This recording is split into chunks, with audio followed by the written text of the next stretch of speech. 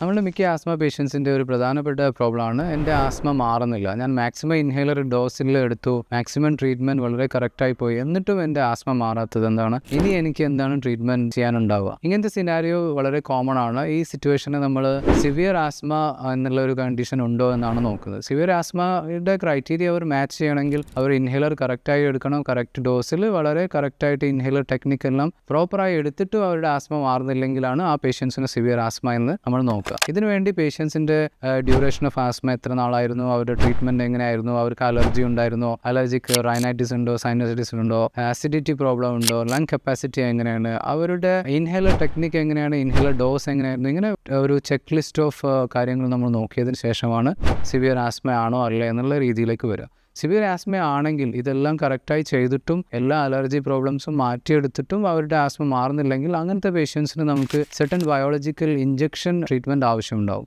IgE കൂടുതലുള്ള patients ഉണ്ടാവും, eosinophilia കൂടുതലുള്ള പേഷ്യൻസ് ഉണ്ടാവും. ബോഡിയിൽ അലർജി 2 ഡിഫറെൻറ്റ് പാത്വേയിലാണ് എഫക്ട് ചെയ്യുന്നത്. ഇതിൽ ഓരോ പാത്വേനെയും ബ്ലോക്ക് ചെയ്യാൻ വേണ്ടിയുള്ള ഇഞ്ചക്ഷൻ ഒമാലിസുമാബ് ഉണ്ട്, മെപ്പോലിസുമാബ്, ബെൻട്രാലിസുമാബ്. അതുകൂടാതെ പുതിയ തരം ഇഞ്ചക്ഷൻസ് ഇന്ത്യയിൽ വരാനിരിക്കുന്നുണ്ട്. ഡുപ്പിലിമുമാബ് ഉണ്ട്, ടെസപിലുമാബ് ഉണ്ട്.